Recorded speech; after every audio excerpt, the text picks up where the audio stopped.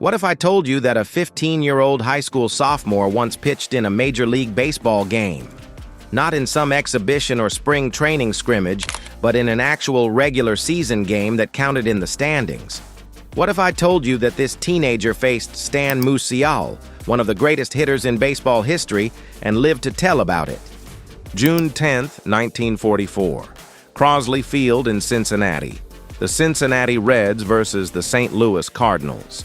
And on that Saturday afternoon, a kid who should have been studying for his geometry final instead found himself on a major league mound, facing a lineup of grown men who had been playing professional baseball since before he was born. This is the story of Joe Nuxhall, the youngest player to ever appear in a Major League Baseball game. But this isn't just a feel-good story about a talented kid getting his shot. This is a story about how World War II changed everything about American life, including America's pastime. This is about how desperate times led to desperate measures, and this is about how one traumatic afternoon shaped a man's entire life and career. So how did a 15-year-old end up pitching in the major leagues? And why has his record stood for over 80 years with no one even coming close to breaking it? Let's break down one of the most impossible stories in baseball history. To understand how Joe Nuxhall ended up on a major league mound at 15 years old, you need to understand what was happening in America in 1944. This wasn't normal times. This was the height of World War II, and the war was consuming everything and everyone. By June of 1944, approximately 340 major league players and over 3,000 minor league players were serving in the military. Think about that for a second. That's not just a few stars here and there. That's entire rosters worth of talent gone. Ted Williams was flying combat missions. Joe DiMaggio was in the Army. Hank Greenberg had enlisted. Yogi Berra was literally at D-Day, which happened just 4 days before Nuxhall's debut. The minor leagues were devastated. Before the war, there were over 40 minor leagues operating across the country. By 1944, only a dozen survived. The talent pipeline that fed the major leagues had essentially dried up. Teams were scrambling to find anyone who could play professional baseball. And it wasn't just baseball. The entire country was mobilized for war. Factories were running 24 hours a day producing tanks and planes. Women were working jobs that had been exclusively male just a few years earlier. Rationing meant you couldn't buy sugar or rubber or gasoline without government-issued coupons. Everything was about the war effort.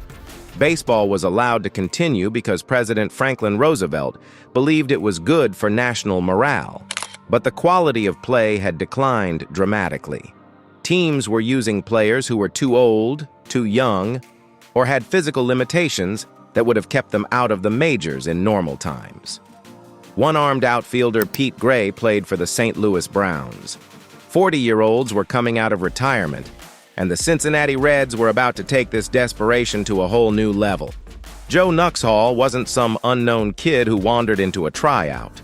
He was actually a legitimate pitching prospect from Hamilton, Ohio, a small town about 25 miles north of Cincinnati. His father, Orville, had been a semi-pro pitcher, and Joe had inherited his dad's left arm and natural pitching ability. The story of how he got signed is almost as crazy as his debut. Red scouts had actually come to Hamilton to watch his father pitch in a semi-pro game. But when they saw 15-year-old Joe throwing on the sidelines, they forgot all about Dad. This kid had a live arm, good control for his age, and most importantly, he was available. On February 18, 1944, the Cincinnati Reds signed Joe Nuxhall to a professional contract. He was still in high school, still living with his parents, still had to ask permission from his principal to miss school for baseball activities. The contract was for $175 per month, plus a $500 signing bonus. In today's money, that's about $2,500 a month and $7,000 up front. Not exactly life-changing money, but for a 15-year-old in 1944, it was a fortune. The plan was never to throw him into a major league game immediately. The Reds figured they'd let him finish the school year, maybe send him to a minor league team for some seasoning, and see how he developed. But baseball in 1944 didn't follow normal plans. By early June, the Reds were struggling. They were in last place in the National League with a record well below 500. Their pitching staff was getting hammered, and they were running out of healthy arms. Manager Bill McKechnie was desperate for anyone who could throw strikes. On June 10, 1944, the Reds were getting destroyed by the St. Louis Cardinals at Crosley Field. The Cardinals were the defending World Series champions and one of the few teams that hadn't been completely gutted by the war. They still had Stan Musial, one of the greatest hitters in baseball history. They had a deep lineup full of veterans who knew how to hit. By the ninth inning, the Cardinals were winning 18-0. 18-0. The game was so out of hand that McKechnie had already used most of his pitching staff just trying to get through the carnage. He needed someone, anyone, to finish the game so he could save his remaining pitchers for tomorrow. That's when he looked down the bench and saw Joe Nuxhall. The kid had been sitting there all game in his Reds uniform, probably thinking he was just there to watch and learn.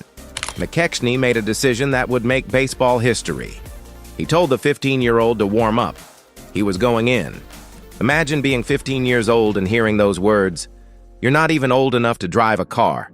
You're still worried about passing your classes and what girl you're going to ask to the school dance. And now you're being told to go pitch against Stan Musial and the defending World Series champions in front of thousands of people. Nuxhall later said he was so nervous he could barely feel his legs as he walked to the mound. The public address announcer told the crowd that number 62, Joe Nuxhall, was now pitching for the Reds. Most fans probably didn't think twice about it. Just another name they didn't recognize in a season full of replacement players. But what happened next became the stuff of legend, and not in a good way. The first batter Nuxhall faced grounded out, 1 out. Not bad. Maybe this kid could actually do it. Maybe the nerves would settle, and he'd get through the inning without too much damage. Then everything fell apart. Walk, pop out for the second out. Another walk, wild pitch, single by Stan Musial. 3 more walks in a row, forcing in 3 runs. Then a 2-run single. By the time McKechnie mercifully pulled him from the game, Nuxhall had faced 9 batters, recorded just 2 outs, and allowed 5 earned runs on 2 hits and 5 walks. His final line, 2/3 of an inning pitched, 5 earned runs, an ERA of 67.50. It was a disaster, a complete and total disaster. And it happened in front of his family, his friends from Hamilton, and thousands of fans who had come to Crosley Field that Saturday afternoon. Nuxhall later described it as the most humiliating experience of his life. He said he walked off that mound feeling like he had let everyone down, his team, his family, himself. He was just a kid who had been thrown into a situation no 15-year-old should ever face, and he had failed spectacularly. The newspapers the next day were brutal. Some criticized the Reds for putting a child in a major league game. Others made jokes about how desperate baseball had become. A few felt sorry for the kid, but questioned whether he'd ever recover from such a traumatic debut. And here's the thing. They had a point. What the Reds did was borderline irresponsible. Yes, they were desperate for pitching. Yes, the war had created unprecedented circumstances, but putting a 15-year-old in a major league game, even in a blowout, was asking for exactly what happened. The kid wasn't ready physically or mentally for that moment. After that disaster, the Reds sent Nuxhall back to the minor leagues. And he stayed there for 8 years. 8 years of grinding through the minor leagues, trying to prove he was more than just a trivia answer. 8 years of people reminding him about that awful day in 1944. 8 years of wondering if he'd ever get another chance. But here's where Joe Nuxhall's story becomes truly remarkable. Most players would have been broken by that experience. Most 15-year-olds who got humiliated on national stage would have quit baseball and never looked back. But Nuxhall didn't quit. He used that failure as motivation. He worked on his control. He developed a better curveball. He got stronger and more mature. He learned how to pitch, not just throw. And in 1952, 8 years after his disastrous debut, Joe Nuxhall made it back to the major leagues with the Cincinnati Reds. This time, he was ready. He was 23 years old, physically mature, and mentally prepared for the challenge, and he proved that his talent was real. From 1952 to 1966, Nuxhall pitched in the major leagues almost entirely with the Reds. He finished his career with a record of 135 wins and 117 losses, with an ERA of 3.90. He became a two-time All-Star. He led the National League in shutouts in 1955. He was a reliable left-handed starter for a Reds team that was building toward their big red machine dynasty of the 1970s. He proved that he belonged in the major leagues, not because of a desperate wartime decision, but because he was genuinely good at pitching. But Nuxhall's story doesn't end with his playing career.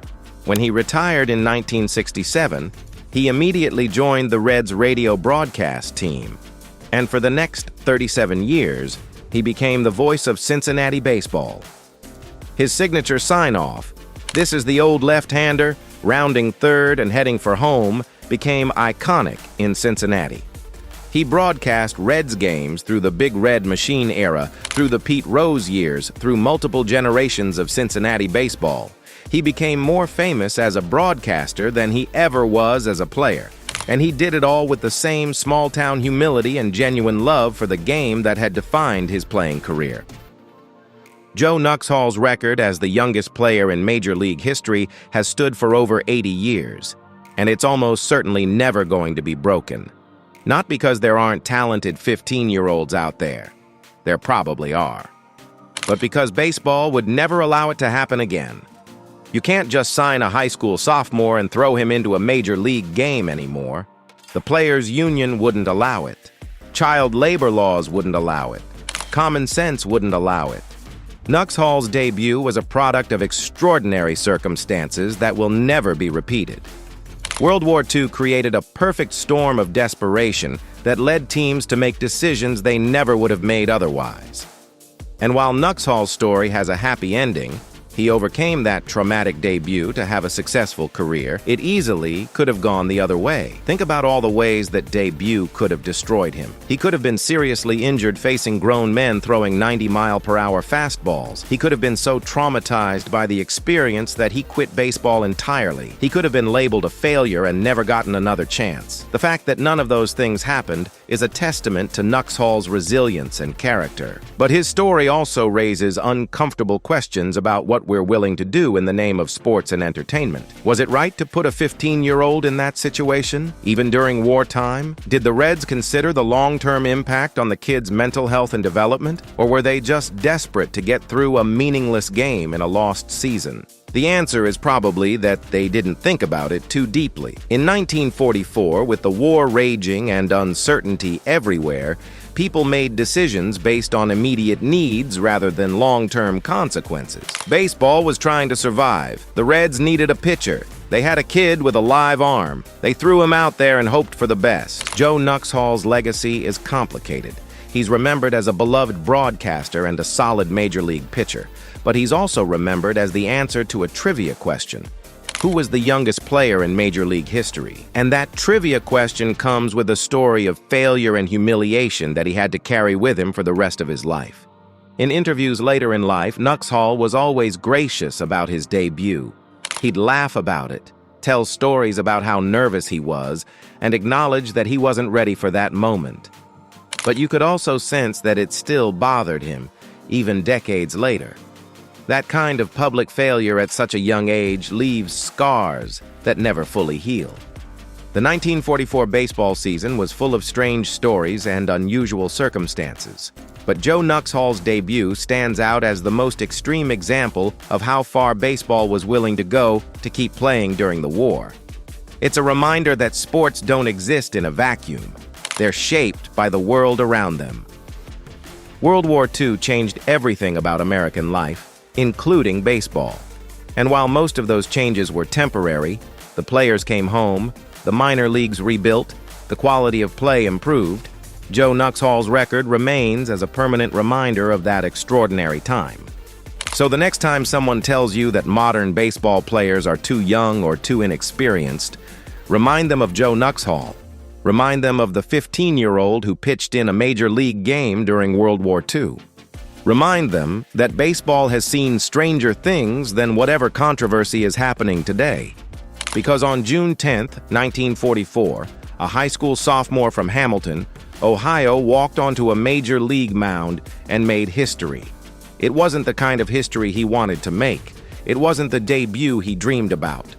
But it was history nonetheless. And it's a story that reminds us that sometimes the most impossible things happen not because they should, but because circumstances leave no other choice. Joe Nuxhall proved that failure doesn't have to define you, that you can overcome the worst moment of your life and build something meaningful, that resilience and determination matter more than one bad day, and that sometimes the best stories aren't about immediate success. They're about how you respond when everything goes wrong. The old left-hander rounded third and headed for home. And he did it with grace, humility, and a love for the game that never wavered, even after the worst debut in baseball history.